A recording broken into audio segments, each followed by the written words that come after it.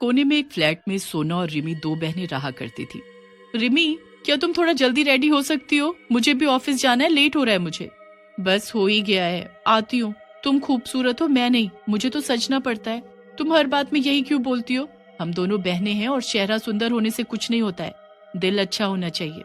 पर लोग फेस ही देखते हैं। अब जा रेडी हो, अब लेट नहीं हो रहा है। सोना और रिमी दोनों बहनें थीं, लेकिन सोना बहुत ही खूबसूरत, दयालु और प्यारी लड़की थी, लेकिन रिमी खूबसूरती में ठीक ठाक और लोगों पर गुस्सा करने वाली लड़की थी। वो थोड़ी नकचड़ी थी और बहुत जल्दी गुस्सा हो जाती थी। रिमी और सोना ऑफिस के लिए निकल जाती हैं। हाय सोना, कैसी हो? तुम आज बहुत अच्छी लग रही हो। रिमी, क्या आज तुम मेरा एक काम कर दोगी? मुझे आज कहीं जाना है, तो क्या तुम ऑफिस में मेरे हिस्से का काम कर दोगी प्लीज?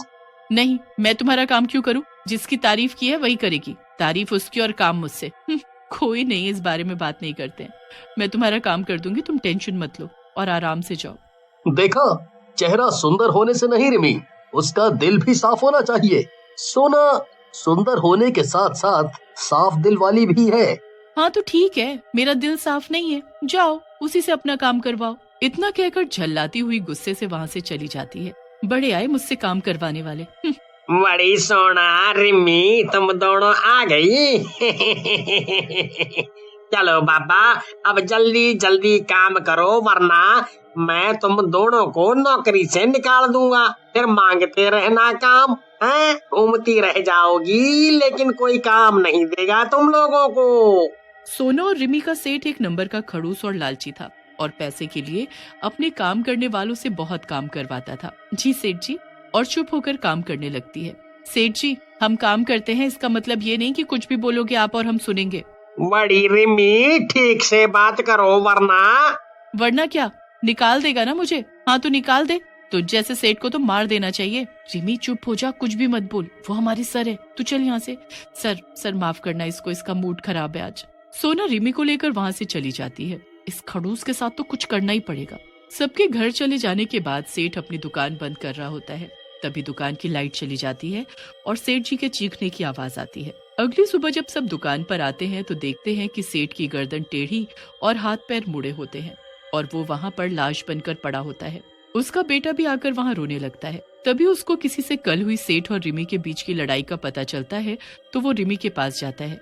तुम कल मेरे पापा से झगड़ी थी, क्या ये सब तुमने किया है? नहीं, मैंने सिर्फ धमकी दी थी, मैंने ऐसा कुछ नहीं किया है। बहुत पूछताछ करने पर भी रिमी के खिलाफ कुछ नहीं मिलता।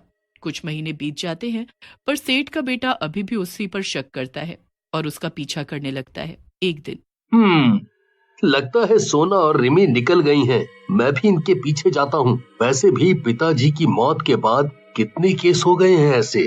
सोना और रिमी के घर पर जाकर सेठ का बेटा छुप जाता है। वो रिमी और सोना को घर के अंदर जाते हुए देखता है, पर कुछ देर बाद ही वो सोना को बाहर आते हुए देखता है। बस कोई मिल जाए, ये खूबसूरत होने के लिए क्या क्या नहीं करना पड़ता।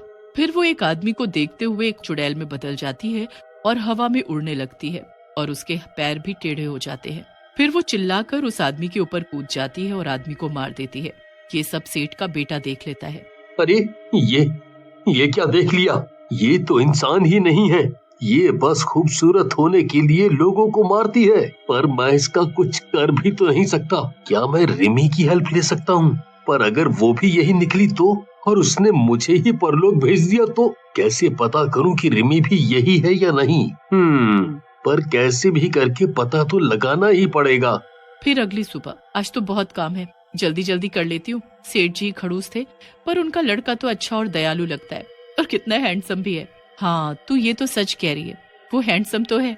मेरा तो मन करता है कि उससे शादी कर लूं। हाँ तो जा बोल दे, क्योंकि तू भी तो सुंदर है, वो मना नहीं करेगा। रिमी, आज तुम बहुत अच्छी लग रही हो। क्या हम कहीं बाहर जा सकते हैं? हाँ जरूर, हम जा सकते हैं, ये काम मैं बाद में कर दूंगी। देखा, मैंने कहा था ना कि तुम बस अच्छे से पेश आओ और लोग तुम्हें भी पसंद करना शुरू कर देंगे। बधाई हो। रिमी ने अपनी ताकत बढ़ाने के लिए सेठ के बेटे, जिसका नाम सुनील था, उससे शादी कर ली ताकि वो उसकी बलि दे सके और सोना का रूप लेकर वो लोगों को मारती रही। पर जैसे ही सेठ के बेटे को ये पता चला, उसने सोना को आजाद कर उसकी मदद से रिमी को कैद किया। सेठ का बेटा सुनील अब सोना को पसंद करने लगा था पर सोना भी एक चुड़ैल ही थी। इस वजह से रिमी के कैद होने के बाद जब सोना चली गई तब सुनील उसे रोक भी नहीं पाया, बस उसे जाता देखता रहा। इतने महीने बीत गए, पता नहीं सोना कहाँ होगी, कैसी होगी। मुझे तो ये भी नहीं पता कि सोना के दिल में मेरे लिए प्यार था भी कि नहीं। सुनील की जिंदगी में इतने हादसे हुए थे कि वो जगह उसे काटने को दौड़ती थी, इसलिए वो उस जगह से दूर दूसरे शहर में शिफ्ट हो गया, पर उन यादों को नहीं भुला पाया। सोना के जाने के बाद कितना सूना सूना लग रहा है। अच्छा ही हुआ कि मैं वो शहर छोड़कर यहाँ आ गया।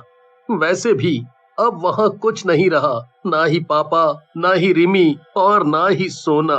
यहाँ से अपने जीवन की एक नई शुरुआत करूंगा। इतना बोलकर सुनील अपनी नई दुकान पर चला जाता है पूरा दिन काम करने के बाद। सर, इतना सामान बिक गया है, इसका हिसाब करके बताता हूँ। ठीक है, हिसाब करके शॉप बंद कर देना। मैं अब घर निकलता हूँ, तुम भी काम करके चले जाना। ठीक है सर, बस ये हिसाब कर लूं फिर निकल जाऊंगा। मन कर रहा है कि एक बार उसी शहर में वापस जाकर सबसे मिल लूं, और वैसे भी रिमी के जाने के बाद उस जगह सब ठीक होगा। लेकिन उसको कोई अंदाजा नहीं था कि वहाँ क्या चल रहा है। इधर जिस बोतल में रिमी को कैद किया गया था वो बोतल एक आदमी को मिलती है। ये क्या, इस बोतल में क्या चमक रहा है? लग रहा है कि मिट्टी में थी, ये बारिश की वजह से ऊपर आ गई है।